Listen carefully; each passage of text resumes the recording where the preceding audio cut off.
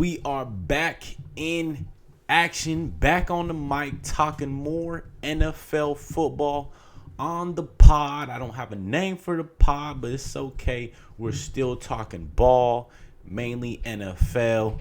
When college gets on and popping, we're going to be right there talking about that too.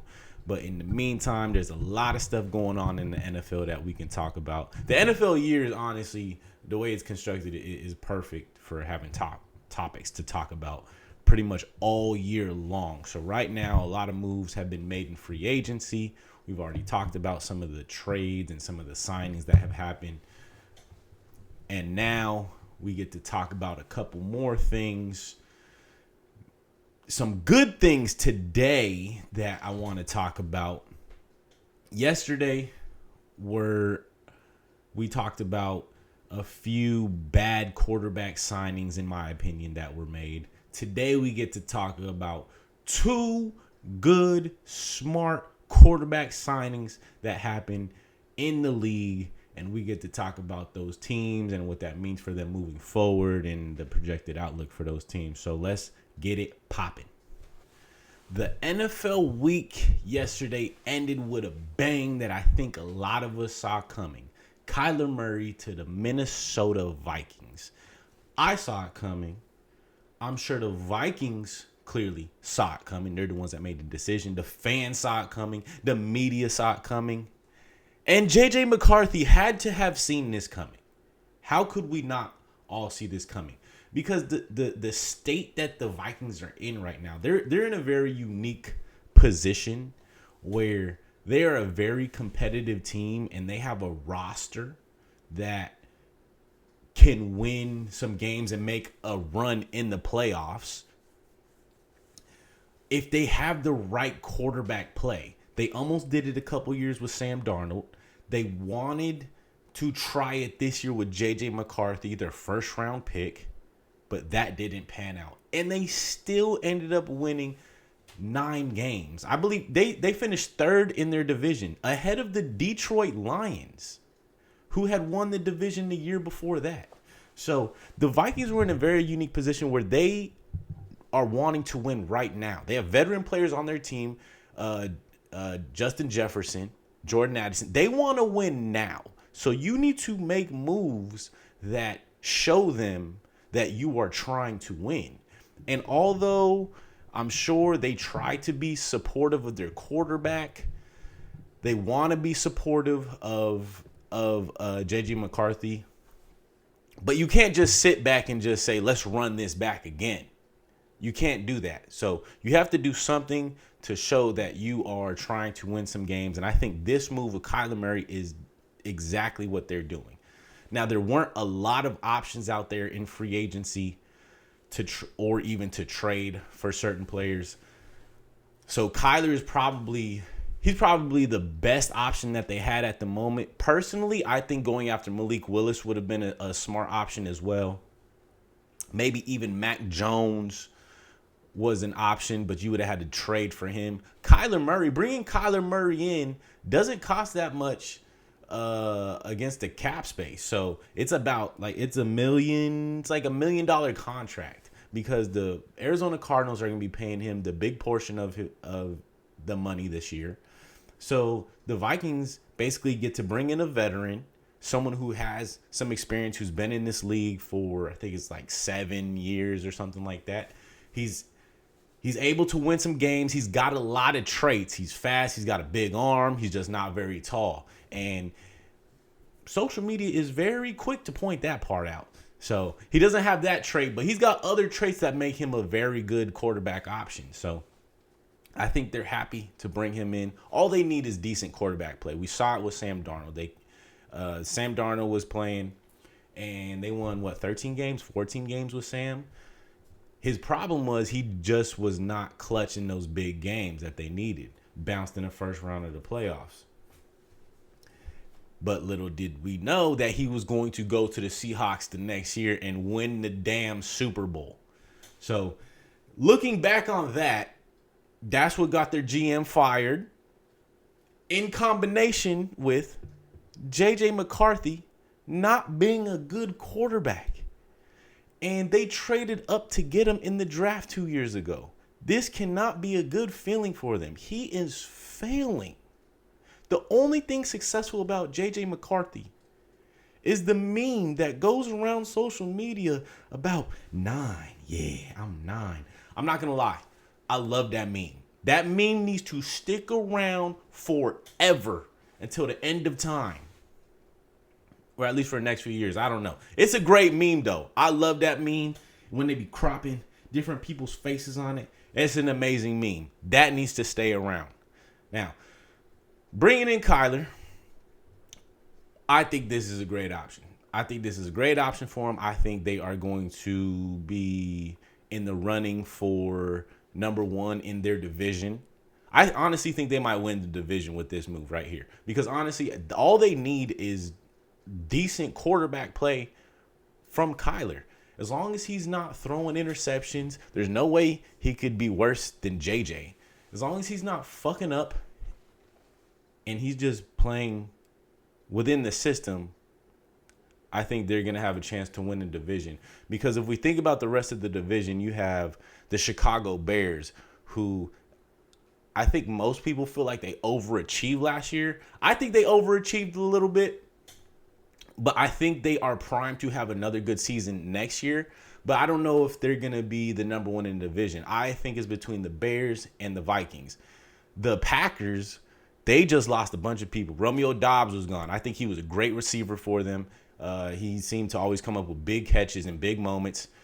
He's gone. They lost a couple offensive line pieces. They lost a couple defensive pieces. And they lost their defensive coordinator. So they're a bit in a rebuilding stage. I still think they're going to be a good team. I think Jordan Love is the best quarterback in the division. However, they lost a lot of pieces. It's not going to be the same. Micah Parsons is still hurt, so that's a big hit to their team. The Detroit Lions, they took a step way back last year after losing Ben Johnson and Aaron Glenn. So let's see what they can do. So right now, I think it's primed to be taken over by the Vikings if they can just stay on track. Because honestly, Kyler doesn't have to do a lot. I keep saying this. He just has to play decent, and he's going to be in a position where he's going to be put in a position where he can take this team to the playoffs and make a good run in the playoffs, possibly the NFC Championship. I think the Rams are the best in the NFC, so I don't see Super Bowl, but I see NFC Championship. And then if you get to that game, anything could happen in that game. So who knows, man? I mean, when he was on the Cardinals last year, I think he only played like 5 games or something like that. But he had, their defense was piss poor. It was like the 29th in points allowed in the league. That's terrible. He's coming over to the Vikings where they have a great defensive coordinator, Brian Flores. Like he can get a head coaching job somewhere. Probably he's gonna get a coaching job somewhere next year. So they were, They were 7th in points allowed. So going from the 29th in points allowed to 7th in points allowed, that's a huge step. All Kyler Murray has to do is get the train back going on the tracks, and he's going to be good to go. Because, again, as long as he just doesn't make dumb mistakes. But look at the weapons he has around him now. He has Justin Jefferson. He's got Jordan Addison. I think they still got who's running? Aaron Jones. It's a lot easier to not make mistakes when you're throwing to Justin Jefferson and Jordan Addison. So I think he's gonna bring the mistakes way down. Kevin O'Connell, he's gonna coach him up, and they're gonna have a good season. So I wouldn't be surprised, like I said, if they end up winning the division.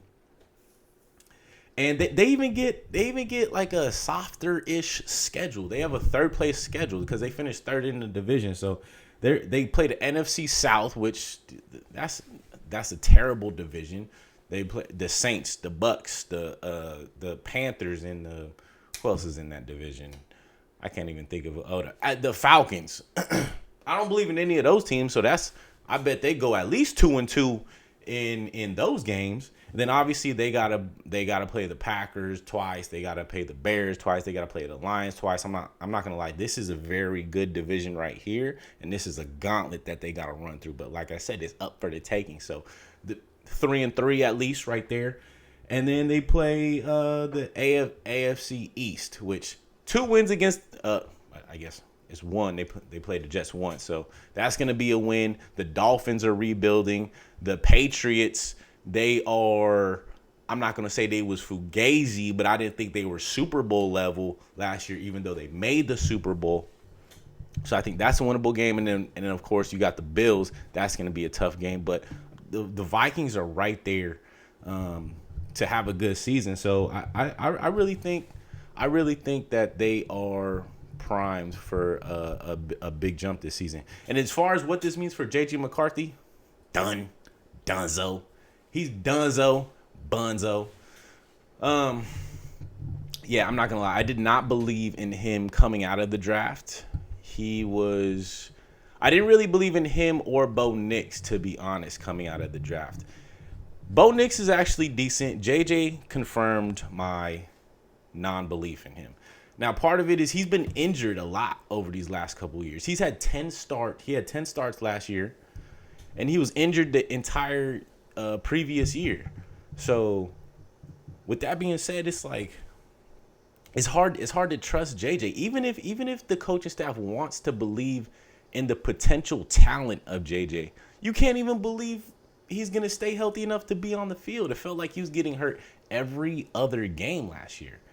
So, yeah, I think this is wraps on JJ's Minnesota Vikings career. He's gonna have to go somewhere else and try to repair his image, which that's been happening a lot lately. That's what's going on with Kyler. Kyler's coming over here to try to turn his career around, and the teams to do that.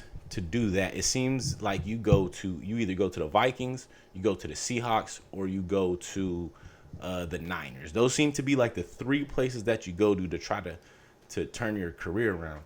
Now, JJ's already with the Vikings, so let's see if he can go somewhere else and do it. But I'm not going to lie, I don't have a lot of faith in him. Like, we'll see if he goes somewhere, but, him and number 9, he going to be making $9 an hour in a couple years because he ain't going to be in the league. Like, honestly, I think this is a great chance for Kyler to turn his career around. I mean, he's got like I mentioned before, he's got talent. He's thrown over 20,000 yards, rushed for over 3,000 yards. Now he gets to bring that over to the Vikings, and I don't think Kevin O'Connell has really had a dual threat quarterback like this before. So Sam isn't a true dual threat like this. Kirk Cousins wasn't a true dual threat. So now they have Kyler's running ability as a weapon, big arm capability. And then, Justin Jefferson, in my opinion, Justin Jefferson is he's definitely top 3 receivers. I think he might be top 1 as far as like catching the ball. Anytime I see Justin Jefferson go up for the ball, he's coming down with it. Difficult catches. Now, as far as like route running and all that kind of stuff, there might be better receivers, but he is number 1 to me in just purely catching the ball. So it's going to be an interesting season to see what Kevin O'Connell does with the offense. So we're going to see. This is a small contract for Kyler. I know he's trying to turn his career around, and so let's see what he does. Because if he has another good season, I guarantee the Vikings aren't going to let him walk out the building like they did Sam, because that was crazy. I was of the opinion that the Vikings should have kept Sam Darnold when he was already there playing well, winning 14 games. They wanted to turn a 14-win season over to a rookie, J.J. McCarthy, unproven. That's what they wanted to do. That was insane to me. That was insane. So, we'll see. We'll see what happens.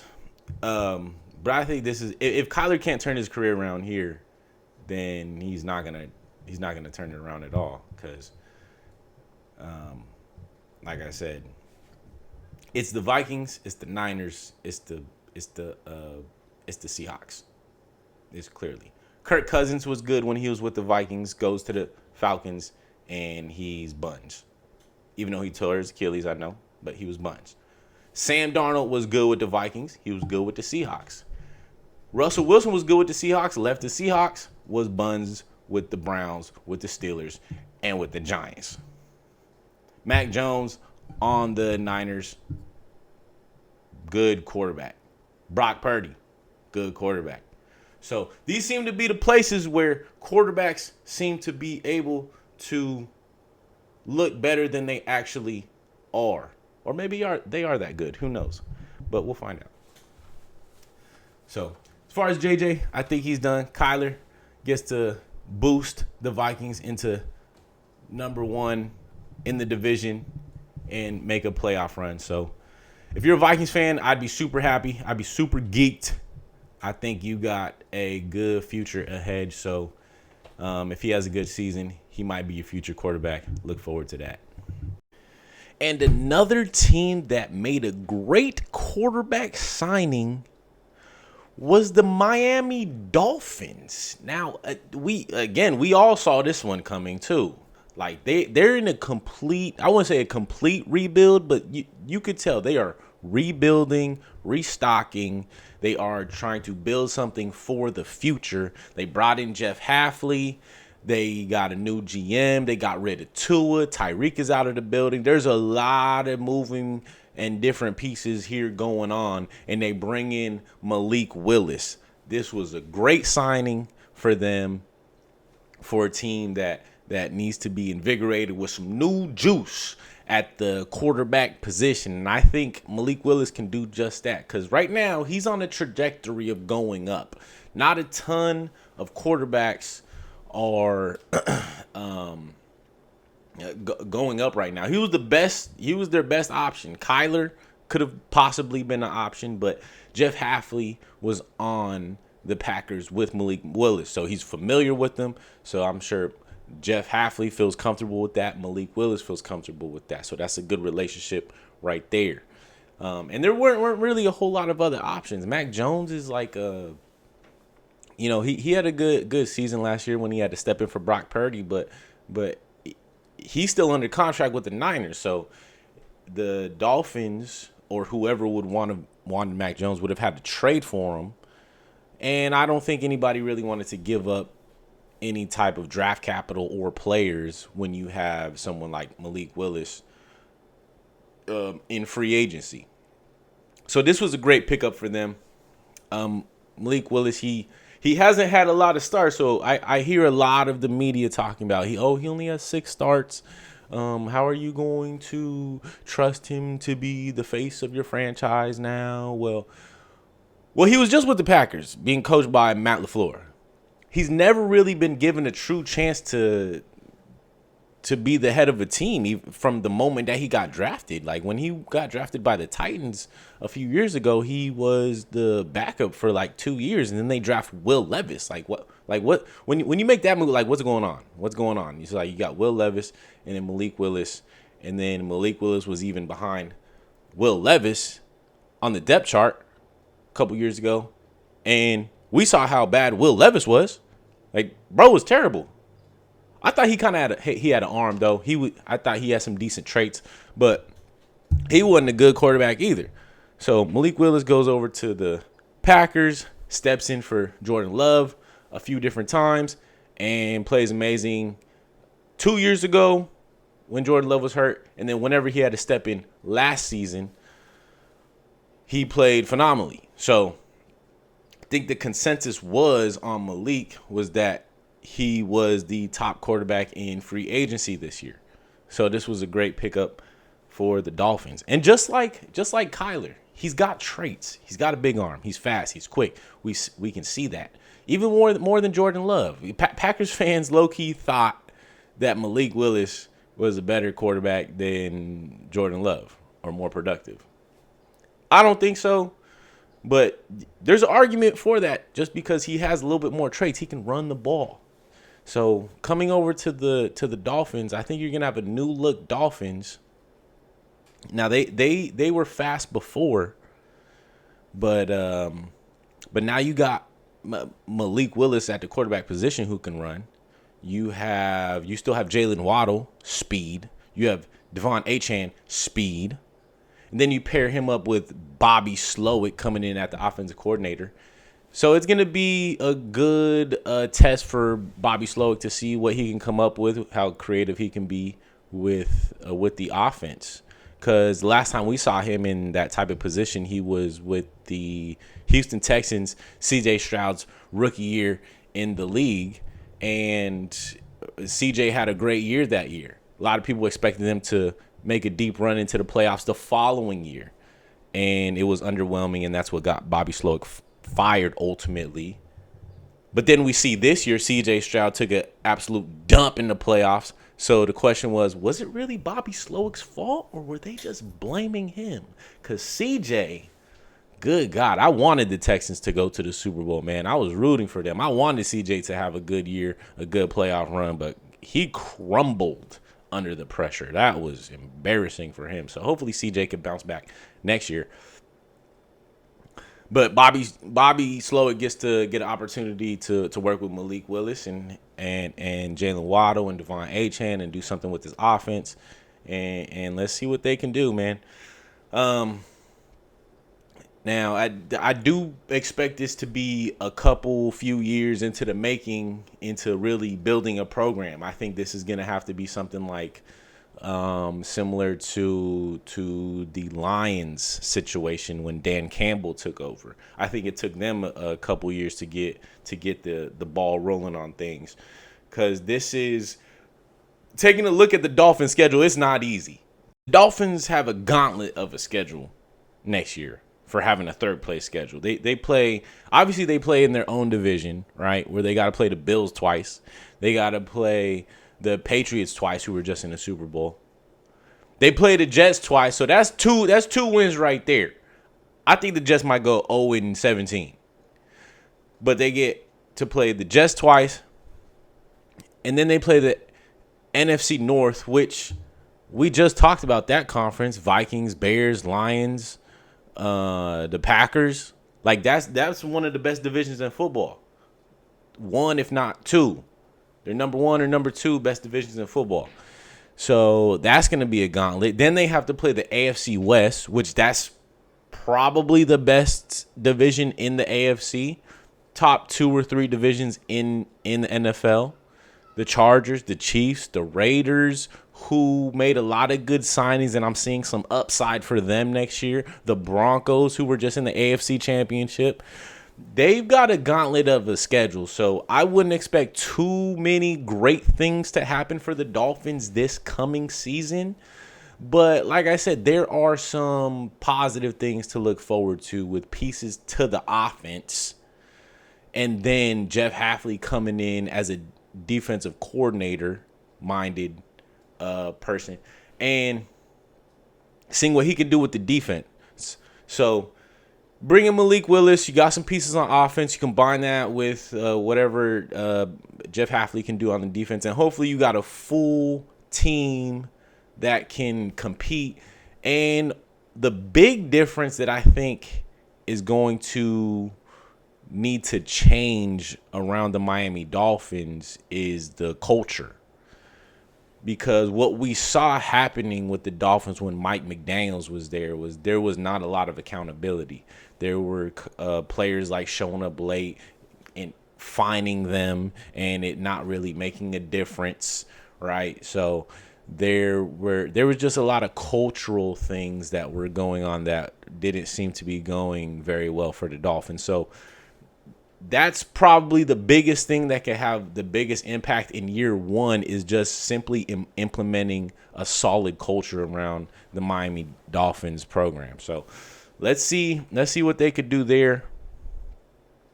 Outside of that, I think that Malik Willis coming in with a contract that's 3 years, $67.5 million.